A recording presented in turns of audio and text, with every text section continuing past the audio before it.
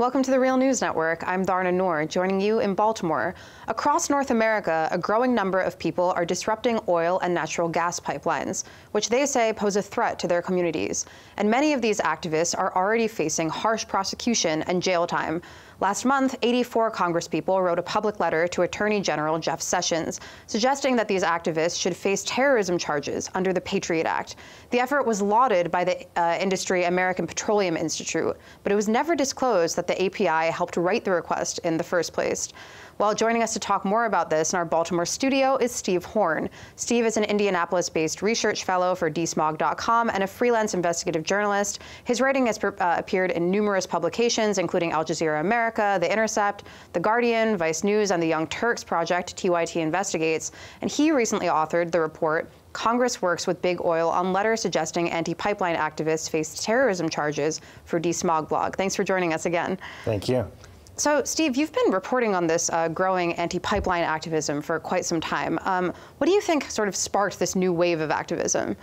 Well, so the activism has, I would say, if you want to look at a sort of starting point of where more on the ground and confrontational activism came from, where we're going to get right in front of the pipeline or go in the face of politicians. It really started with Keystone XL or No Keystone XL movement back in 2011, where the activists stood in front of the White House for a series of 2 weeks, where each day activists would go out there and get arrested. I think that's sort of where it started, and I think from there it moved to communities around the United States and really culminated in something different, which was the Dakota Access protests, which instead of just being protests that were at where politicians are situated, so in state houses or city hall, it actually was an encampment in front of a pipeline or near the site of a pipeline, which was at the Standing Rock Sioux Reservation in North Dakota. So I think that's the genesis starts with Keystone XL, and maybe even before that with Native Americans protesting the original Keystone pipeline.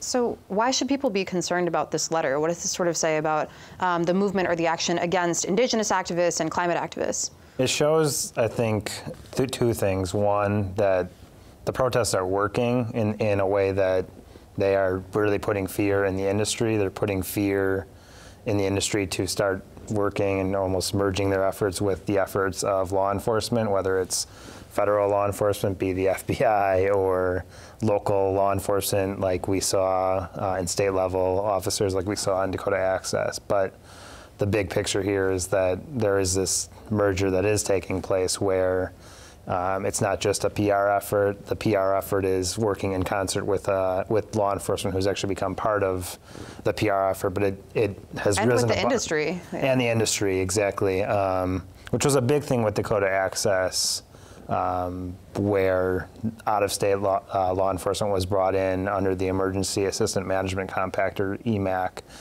which is the first time, or one of the first times ever, where this particular compact was used to fend off protesters. It's normally used for natural disasters of the like which we saw in the past several months, the various hurricanes. This compact was used a lot to bring in out-of-state officers. Could we step back a little bit, and could you just explain what EMAC is for people who don't know? EMAC is a compact which was signed in the 1990s signed into law by President Clinton, and it had nothing to do with protest. It had to do with better response to natural disasters.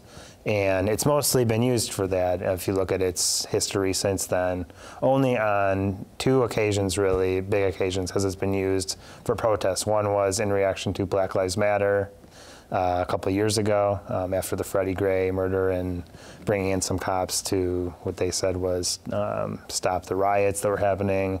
But then it was really used even from more states. That was 2 states that came in to stop that. But for Standing Rock, it was something like half a dozen states in which cops from mostly the Midwest came into North Dakota to help with policing, and with them they brought the military type gear And I mean, there was no limits on that sort of stuff. The only thing was it was deemed worthy of using this particular compact, and so it was legal in that way. Yeah, military-type gear from small Midwestern towns that you can't imagine they'd have ever had to use this kind of gear for. Right, so. exactly. And they mostly get this gear from a program from the National Defense Authorization Act. There's a defense logistics program in which surplus gear that the Pentagon has can be sold to local and state level police departments. So that's where a lot of this gear must have come from. So turning back to the letter, 84 Congress people signed this. Are there any sort of notables? For instance, I know you've done some reporting on Lamar Smith. I know that he's one of the people who signed the letter. Yeah, I mean, I think that there's a couple things that jumped out to me. One, there was 4 Democrats, so 80 of them were Republicans, 4 of them were Democrats. They're all from Texas. One of them all the Democrats, all 4 Democrats were from Texas. Yes, and one in particular you'll always see in these types of situations, even if it's just one Democrat for sort of a token Democrat, Gene Green, who was very pro-Keystone XL pipeline before this, probably the most pro-oil and gas industry congressman either in the House or the Senate, in the whole Congress. So I wasn't surprised to see his name on there. If you look at another name that jumped out to me, who's listed at the top, the official presenter of this letter was Ken Buck, yeah. But the name next to it, if you look at the letter, is Kevin Cramer, who is a Republican from North Dakota. North Dakota has 1 member of the House, and he's North Dakota is where, first of all, that's Dakota Access pipeline. That's where it started. It's noteworthy just for that, but even more noteworthy is that he was an energy advisor to the Trump campaign. And linking to Kevin Cramer, if you look at it from a next level up, a guy described as the king of the Bakken is Harold Hamm, who's the CEO of Continental Resources, which is the major driller in the Bakken Shale. He was CEO, but also another campaign advisor to Donald Trump. So it's not totally shocking to see his name at the top of that letter. And I don't really know if it always means the guys at the top are more important, but it could mean that he was one of the ones that was thought of first to contact and a natural person to go to for this sort of thing. Yeah. And what about Steve Scalise? His name was on there too, right? Yeah, Steve Scalise, of course, from Louisiana, Republican, the whip of the House, so he whips together votes and gets the Republican Party in line. But why is Louisiana important here? It is because of the Bayou Bridge pipeline, which is an offshoot of Dakota Access, basically an extension of Dakota Access, which in name ends in Texas.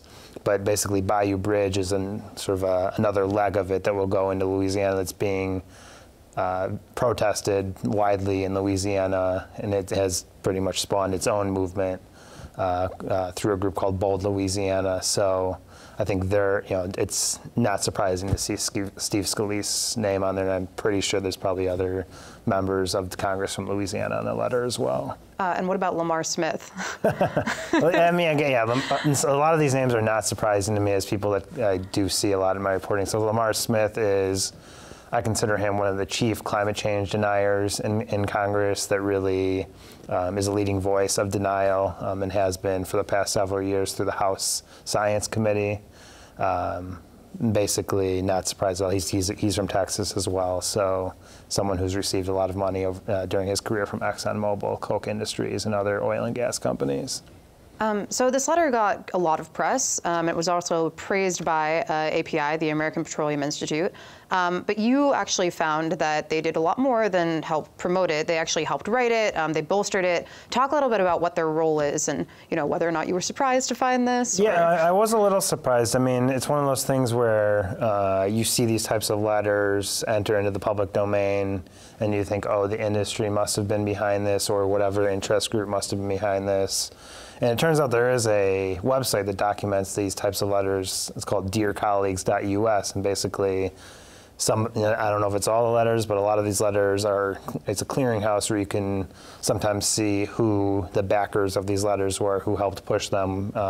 First of all, it says all the original signatories, but at the second level, sometimes it says the industry groups who were also pushing this. So on dearcolleagues.us for this letter, the reason why I found it is you can search the parameters of the words that were used in the letters. So through Google, I found this particular website, and American Petroleum Institute and other industry groups are listed as supporting groups of this particular letter. And this is a website that was created by a former reporter for Roll Call, which is a major Beltway publication. So, but it's a great resource. I would recommend when others see these types of letters enter into the public domain, check that website. Sometime maybe it will say where they came from.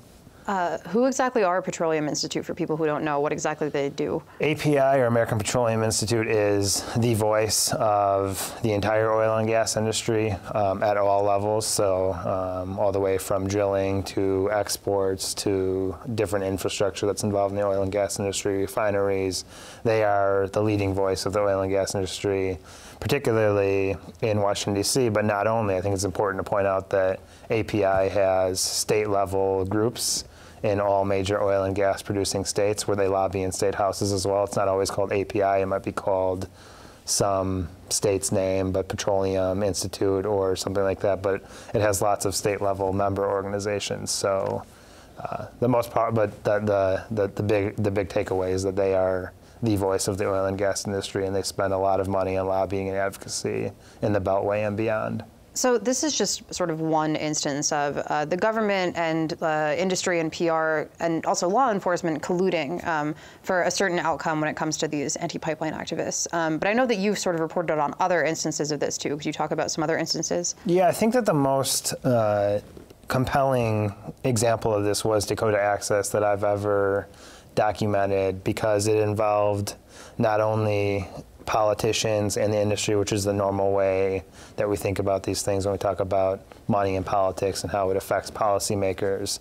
But at the level of Dakota Access, there weren't that many policymakers directly involved. It really was more of a convergence of actually law enforcement and the industry and the PR industry, which is funded, their PR is funded by the industry. So we saw in the case, I think the most interesting thing that I found through open records requests was that there was a firm hired by the National Sheriff's Association by the name of Delve, and another one by the name of Off the Record Strategies. They're both very tied to the GOP establishment in Washington.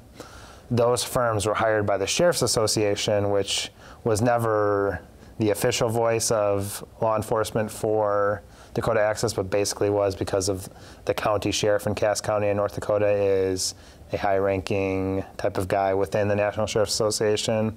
So the Sheriff's Association and these PR firms, alongside the actual county-level police departments in North Dakota, were basically doing messaging that was saying a lot of the things that are in this particular letter, like, what should we say? Should we say these might be terrorists? Should we say they are sympathetic with the Palestinian cause? They're thinking of any potential talking point they could use. Literally, you could see in some of the records they got back, whether they're memos or emails, that they were just fishing up ideas to discredit, but not just discredit the activist. Eventually came to more punitive and using the actual penal system and criminal law system to. Yeah, talk more about that. Talk more about what the sort of impact has been, because as we said before, a lot of these activists are actually facing these really harsh charges. So. Right, dozens upon dozens of people who protested or stood in solidarity with the members of the Standing Rock tribe and other. I think, looking at the bigger picture, this was the largest convergence of Native American tribes in modern history of getting together for one single cause. So the people who showed up in solidarity and Native Americans were caught up in these mass arrests that were taking place during several different days of the Standing Rock standoff. And a lot of these cases are still moving through the court system in the state of North Dakota. There hasn't been any super long cases, but I think in the past couple of weeks, the first actual final charges were brought against some of the activists. So the legacy of this is that it wasn't just a PR effort to discredit the activists. Of course, that did happen, and those efforts are ongoing. I found through my records they are thinking about doing the same sort of, a lot of these same players are thinking about using similar tactics with Keystone XL activists, so it's not just a thing of the past. But the other reason why it's not just a thing of the past is, of course, these cases are still weaving their way through the court system, and it's a lot of people who were involved in this particular protest and occupation, really. All right, Steve, well, keep us posted as you find more of these sort of government PR, law enforcement collusions, and we look forward to having you again soon. Thank you. Thanks for having me. And thank you for joining us on the Real News Network.